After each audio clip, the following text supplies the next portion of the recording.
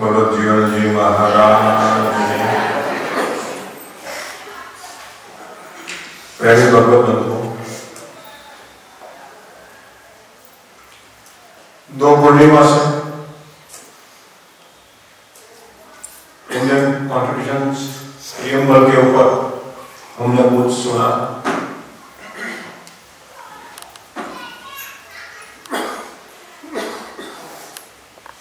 कबीर विचारधारा के अंतर्गत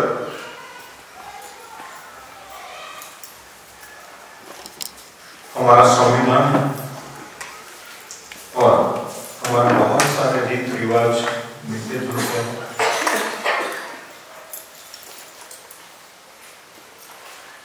और आज से हम समागम पुनः शुरू करते हैं। तो प्रहलाद भाई ने बताया था सदगुरु प्रमाण, मैंने 2 बार तो मैं कह चुका हूं, आगे बताऊंगा। जीवन जी महाराज ने 30 गुरुओं की परंपरा का वर्णन किया है।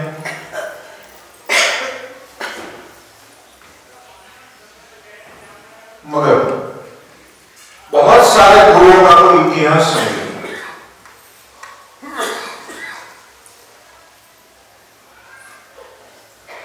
कहानियां हैं, इतिहास नहीं है।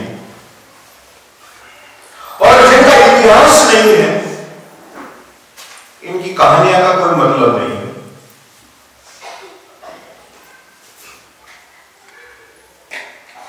मगर हमारी परंपरा जीवन जी महाराज द्वारा जो स्थापित परंपरा है, इनके अंदर ज्ञानी जी से शुरू होकर जीवन जी तक बहुत बड़ा इतिहास का। कबीर का इतिहास तो विश्व प्रसिद्ध हो गया है। हाँ, कबीर के बारे में इतना भी मैं अवश्य कहूंगा कि उन्हें बहुत घुसपैठ कुछ लोगों ने कर ली है, मगर उनके बाद हमारा जो इतिहास है, वो इतिहास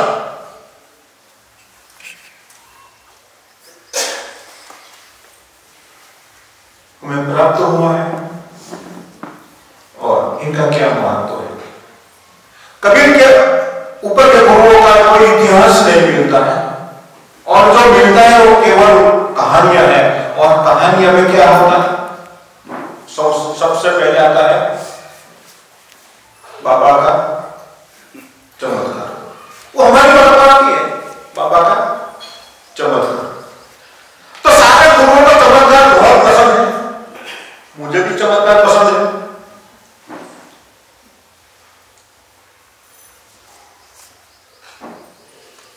क्योंकि पाए लागो, आशीर्वाद दे दो,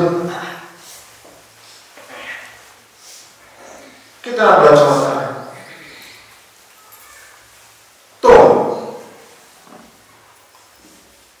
हम जो बात कर रहे थे जीवन में के गुरुओं की,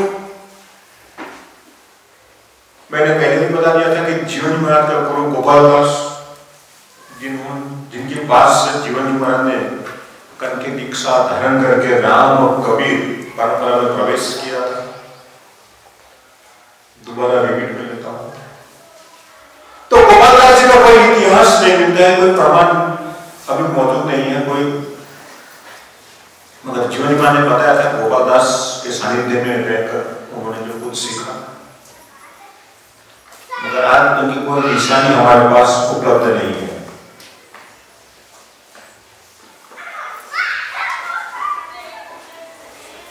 उनके बाद दादा सुख जी का बहुत कम प्राप्त होता है,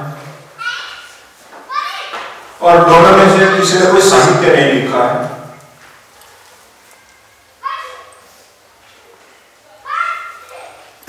कुछ नहीं लिखा है। और दादा सुख जी के बाद ज्ञानी जी हुए, तो ज्ञानी जी का बहुत बड़ा साहित्य हमें मिलता है।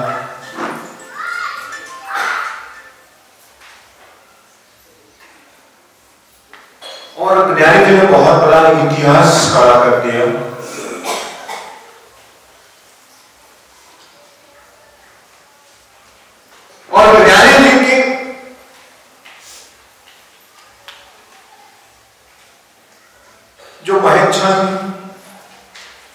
ईरानी जी की जो मेहनत थी, इनके चलते ही राम कबीर परंपरा का प्रादुर्भाव हुआ और इसी अंतर्गत उदार भक्त राम कबीर परंपरा स्थापित हुई। मैं ये बात इसलिए बता रहा हूं कि जिस समाज के पास अपना इतिहास नहीं है वो समाज का कोई महत्व नहीं है। किससे दोहरा था, जिस समाज के पास अपना कोई इतिहास नहीं है इनका कोई महत्व नहीं। गुरु को पाओ छोड़ो, गुरु का आशीर्वाद प्राप्त कर लो, इनसे कुछ नहीं बनने वाला है। कुछ लोग कहते हैं कि इतिहास को पढ़कर क्या करें, क्यों पढ़े इतिहास, वो तो चले गए, अब इनका महत्व क्या रहा। मगर इतिहास बहुत काम का, बहुत कुछ सिखा सकता है।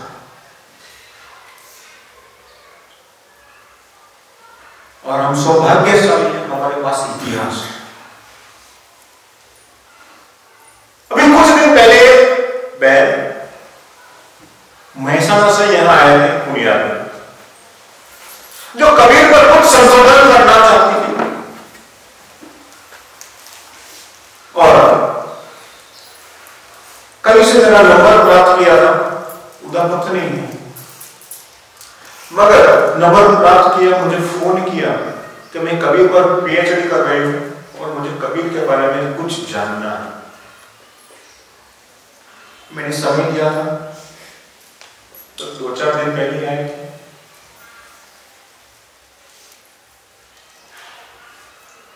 अगर मुझे ये बताया तो मैं कम से कम 50 कबीर आश्रम में घूमकर आई हूं।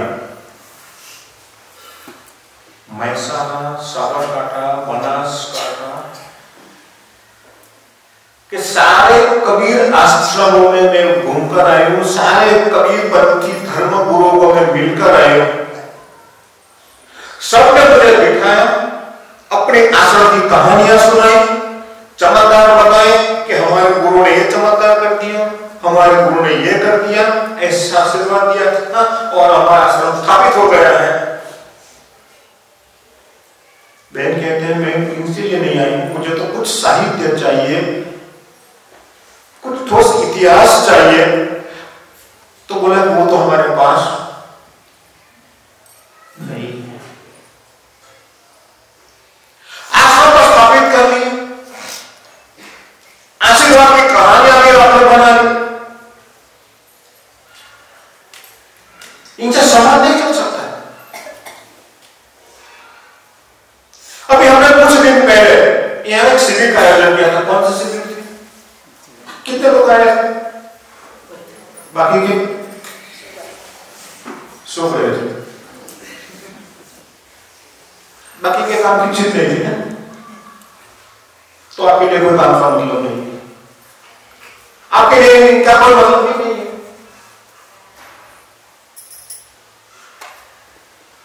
हमने सोच त्यागी को बुलाया था, क्यों बुलाया था, आए तो बहुत सारे लोग और यहां से बोल रहे हैं कि हम नहीं आए, और आज क्या लेने आए, हम दुनिया लेने आए, आशीर्वाद लेने आए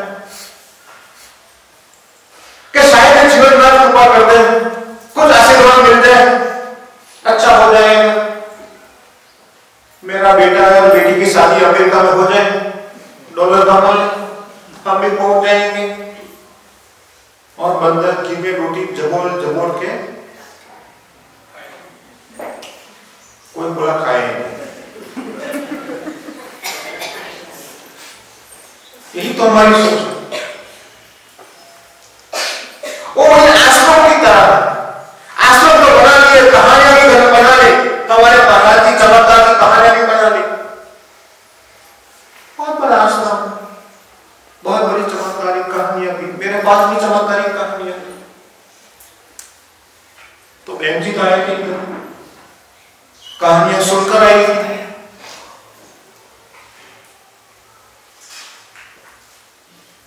तो मैंने पूछा था आपको क्या काम, किस विषय पर आप पीएचडी करें, क्या लिखना चाहते, नीचे लाइब्रेरी में ले गए तो पुस्तकालय देखकर ही वो प्रभावित हो गए कि कि इतनी सारी किताब मैंने किसी आश्रम में देखी नहीं, एक किताब नहीं है आश्रम में। आश्रम तो बना दिया, एक किताब नहीं है, एक शास्त्र नहीं है, एक पोथी नहीं है, और जिनके पास कुछ पोथी है तो कभी खोलकर पढ़ी नहीं है, उनको मालूम ही नहीं है ना पोथी में क्या लिखा है, पोथी किस लिए रखी है वो भी मालूम नहीं है। तो इस समाज का क्या, इस समाज का कोई कल्याण नहीं होने वाला। मैं ये बात इसलिए कह रहा हूं कि हमारे समाज में हमारे पास हमारा इतिहास है,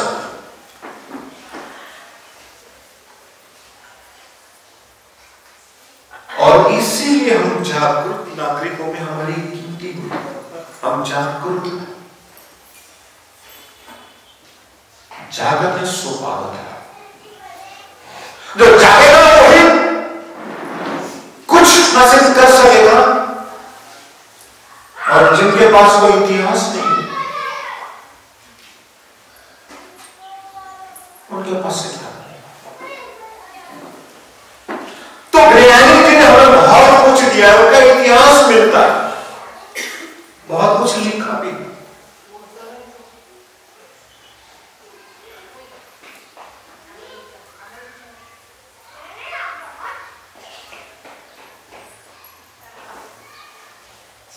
और आज हम बात कर रहे हैं जीवन जीवन की गुरु परंपरा की। तो ज्ञानी जी ऐसे तो मूल जैसलमेर के राजकुमार के राजघराने से जुड़े हुए थे, और वहां से निकलकर राम कबीर परंपरा में शामिल हो गए, कबीर विचारधारा से जुड़ गए, और यही ज्ञानी जी ने हमें राम और कबीर शब्द का प्रयोग सबसे पहले कर दिया। ये हमें कहा, उनका इतिहास भी और प्रमाण भी है, हमारे पास प्रमाण भी है और ठोस प्रमाण। आज हम लोग राम कबीर का नाम जो लेते हैं, उनका सबसे पहले उच्चारण कबीरवड़ नामक स्थान पर हुआ था, जहां एक वटवृक्ष, वो हम देखते हैं। हम देखने क्या जाते हैं, क्या देखने जा रहे हैं? कबीर वड़ देखने जाते हैं, और क्या देखने जाते हैं, और क्या करने जाते हैं? नदी में डुबकी लगाने के लिए, और कोई काम बाकी है आपका? तीसरा कोई काम है? बिल्कुल नहीं है ना। नितिन में बता रहे भोजन करने के लिए कुछ डिब्बा लेकर जाते हैं खाने का, खोल दिया और खा लो, बस बात खत्म, यही करते हैं। कोई हमारा इतिहास ढूंढने जाता है तो वहां हमारा इतिहास पड़ा हुआ, इसी स्थान पर हमारा अस्तित्व का इतिहास, इनका स्मरण नहीं होता है। वड़ देखते हैं, हाँ बहुत बड़ा वड़, और अभी तो क्या करते हैं, सेल्फी का जमाना आ गया, आगे ना खड़े रहते हैं, सेल्फी खींच ली, कैसी आई देख, और पोस्ट कर देते। मगर इसी स्थान पर हमारा इतिहास का, उनका प्रमाण भी है। कब कबीर जी आए थे, लिखकर गए थे, और ज्ञानी जी से वहां पर ही उनकी मुलाकात हुई थी। ज्ञानी और कबीर की दोनों की मुलाकात इसी स्थान पर हुई थी। वो उनका एक शिलालेख भी है। किसने शिलालेख देखा? कबीर और कितने लोग गए? अब कोई नहीं बोले, मर जाएंगे। आपने नदी देखी होगी, वड़ देखा होगा, मंदिर भी देखा होगा, वो शिलालेख देखा? ये काम बंदा खड़ा करता है तो मैंने देखा है। बाकी लोग क्या करने गए? नाश्ते का डिब्बा लेकर गए, डुबकी लगाई, पुण्य प्राप्त कर।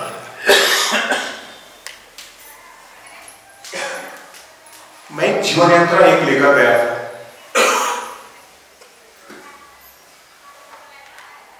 झालावाड़, और झालावाड़ में मैंने बहुत बड़ा भाषण झाड़ दिया।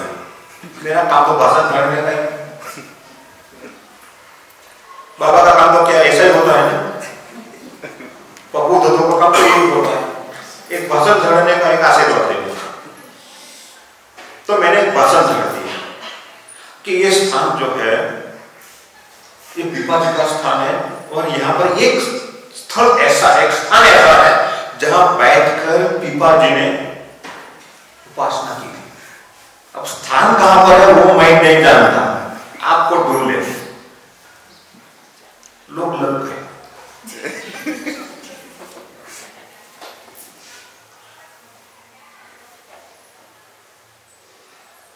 मगर क्या करोगे? यदि मिल भी जाए तो क्या करोगे?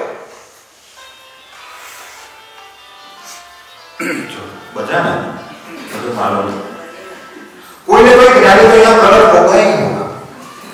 यही तो हमारा ज्ञान है। गैजेट तो हमारे पास आ गए, मगर हमारा दिमाग है ना उनके साथ तालमेल नहीं करता। किसी सभा में जाता है, सब लोग जाते हैं, अब स्विच ऑफ कैसे करें मालूम नहीं पड़ता है, वो नहीं सीखते हो, इसीलिए ज्ञान प्रकट होता है। तो हम स्थान पर तो जाते हैं, आश्रम में जाते हैं, और जो लेना चाहिए वो छूट जाता है, वो प्राप्त नहीं होता। तो जरूरत तो यह है, अभी प्रश्न भी पूछ लो, मैं पूछता हूं, बार बार पूछता हूं। हमारे किताबा तो बहुत कहते हैं तुम क्यों पूछते हो बार बार, किसको बुरा लग जाता है? मुझे लगता है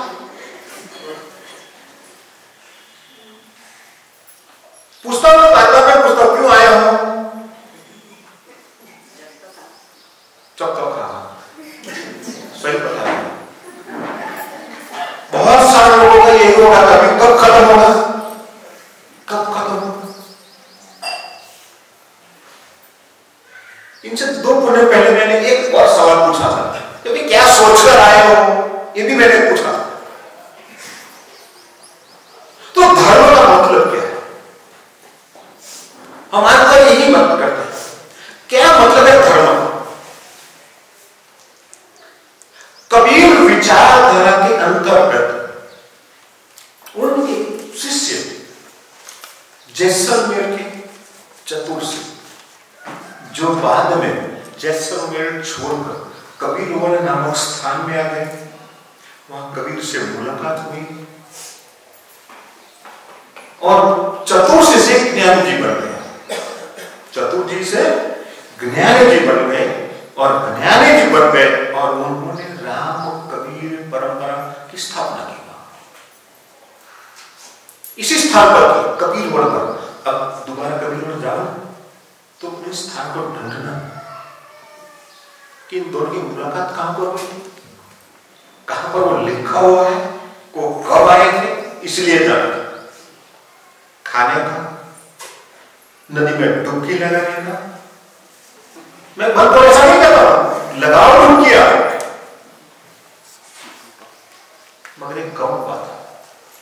और जो गौण है वही काम करते हैं, और जो प्रमाण है, जो करनी चाहिए, जिनकी खोज करनी चाहिए, जो जीवन में आवश्यक है, जो जीवन बदल सकता है, वो छूट जाता है। और जीवन में दुख क्यों आता है? लोग दुखी क्यों होते हैं? ऐसे तो कोई पूछता है कैम छो, और गुजरात को कोई पूछे तो क्या कहता है, क्या बोलते हो? बद्दा कैसे मजा? कितने लोग मजे में? वाकई बता दो कितने लोग मजे में हैं? सबके पास अपने दुख की कहानियां है कि नहीं? कितने लोगों के पास दुख की कहानियां बिल्कुल नहीं है। किसी का पांव दुखता है, किसी के जोड़ों में दर्द है, किसी का सर दुखता है, किसी के पास पैसा नहीं है, किसी का कोई व्यवहार नहीं होता, ब्याह नहीं होता है, किसी को अमेरिका जाना है, किसी को पढ़ना है, उनका भी दुख है, किसी का टका नहीं आता है। अभी तो 10वीं के बारहवीं की परीक्षा भी चलती है ना, कितने वाले भी दुखी होगा। अभी मेरे संतान का क्या होगा, उनको डॉक्टर बनाना है, इंजीनियर बनाना है, फिर सुख आएगा। अभी जो डॉक्टर है उनका भी पूछ लो, तुम तो डॉक्टर हो तो तुम्हारे पास सुख ही सुख होगा, होगा नहीं होगा? अरे वो भी नहीं है, वो भी दुखी है। तो नरेंद्र बैठे मेरे साथ, परसों हम एक डॉक्टर को मिलकर आए थे, 8:30 बज गए थे। डॉक्टर ने बोला मैं सुबह 6:30 बजे से निकला हूं, अभी 8:30 बजे घर पहुंचा नहीं, मैं कुछ खाया भी नहीं है। मैं इसलिए डॉक्टर बना कि पूरा दिन घूमा फिरता हूं।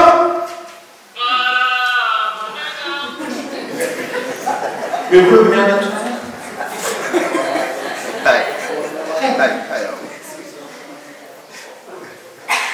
नहीं तो मेरी बात समझ में आई आपको?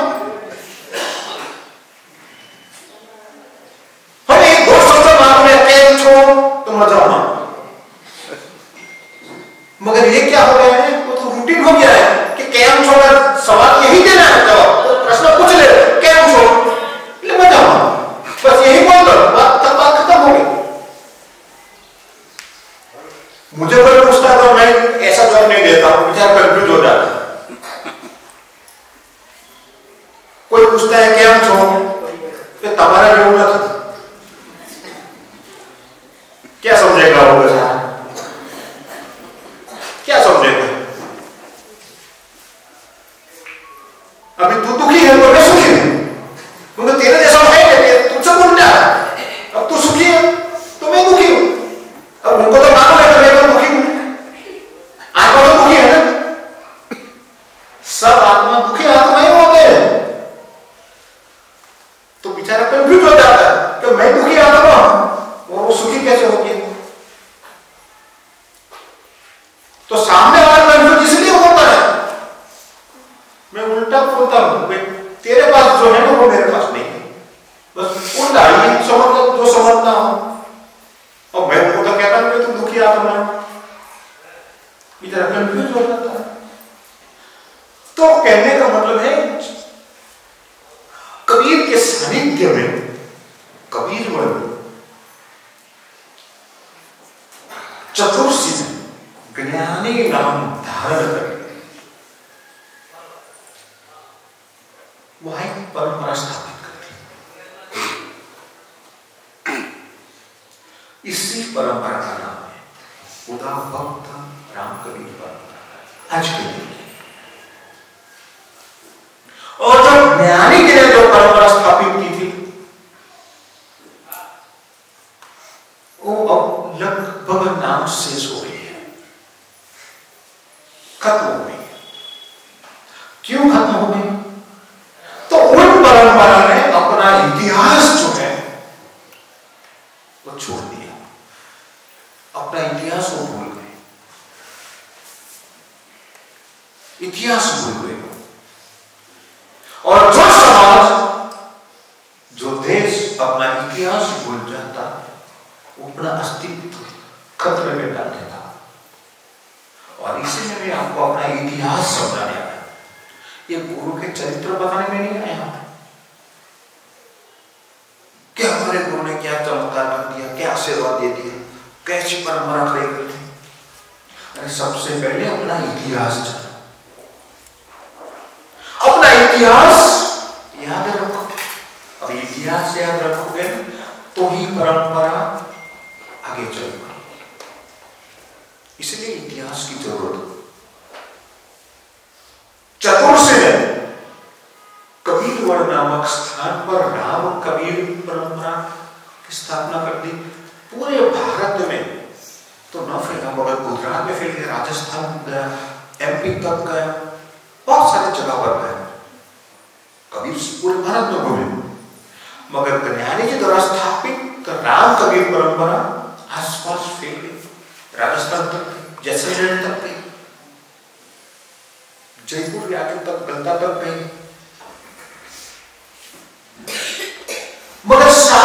जगहों पर आज लगभग राम कबीर परंपरा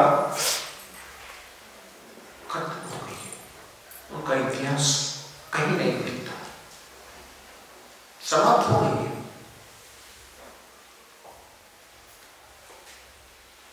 हमें क्या करना चाहिए? आप तो घर आ गए, क्यों आए? दोबारा सवाल पूछ लेता, क्यों आए? अपनी परंपरा बचाने के लिए आए हो? इनका मूल्य का जतन करने के लिए आए हो? या टिफिन का डब्बा, अब यह तो डब्बा की आवश्यकता नहीं है, क्यों? रेडीमेड मिलता है ना फूड, फिर फूड तो रेडीमेड मिलता है, मगर हम क्यों आए? तो हमारी कुछ जिम्मेदारी, समाज की कुछ जिम्मेदारी है। यदि हमारा अस्तित्व बचाए रखना है तो हमारा इतिहास बचना जरूरी है। और इतिहास डूब गया तो समझ लो हमारा अस्तित्व भी डूब जाएगा। और हम सौभाग्यशाली है कि और समुदाय का जो इतिहास है, बहुत सारे समुदाय का इतिहास मिलता नहीं है। यहां तो इनमें पढ़ने की कोई जरूरत नहीं पड़ती, क्यों? कि ऐसा कुछ है ही नहीं कि जिनको याद रखे। मगर हमारा इतिहास अमूल्य, बहुत महत्वपूर्ण इतिहास है। और विज्ञानी जी ने जो स्थापित किया बहुत महत्वपूर्ण है, मगर बाद की परंपराओं ने उनका जतन नहीं किया। और बिना जतन किया हुआ वो इतिहास नष्ट होता गया, तो परंपरा अपने आप, आश्रम बचे हुए हैं, महंत बचे हुए हैं, आश्रम समाप्त नहीं हुए, मंदिर समाप्त नहीं हुए। इसलिए मैं कहता हूं, वो जो बहन आई थी महसाना 50 आश्रम में घूमकर 50 जगह पर लोगों ने झूठी कहानियां समझाई, झूठी कहानियां बताई।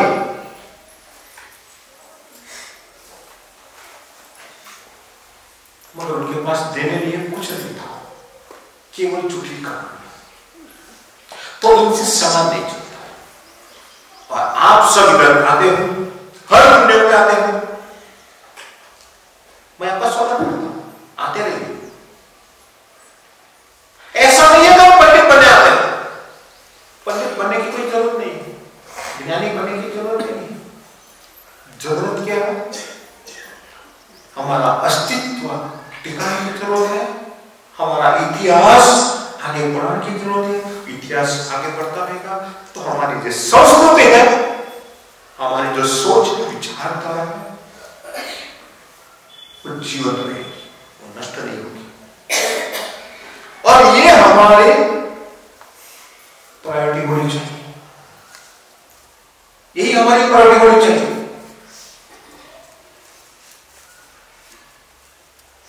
जो समाज ने हमें कुछ दिया, जीवन में ने बहुत कुछ दिया, तो समाज के प्रति कुछ जिम्मेदारी हमारी भी बनती, कुछ फर्ज बनती। तो ये फर्ज, और इस समागम में हरिदास गरियाना ने सदगुरु प्रमाण नामक प्रकरण लिखा है और जीवन भी बनाते हैं। कुछ गुरु के बारे में कुछ लिखा है। जगदीश मान ने बड़े जतन से इस प्रकरण को बहुत लंबा खींचा, गुरुओं की जो कुछ मिली जुली बातें थी वो भी लिख डाली। क्यों लिखी? वो हमारा इतिहास, और बहुत लोगों का इतिहास नहीं मिलता है। मैं पहले बता चुका हूं, केवल कहानियां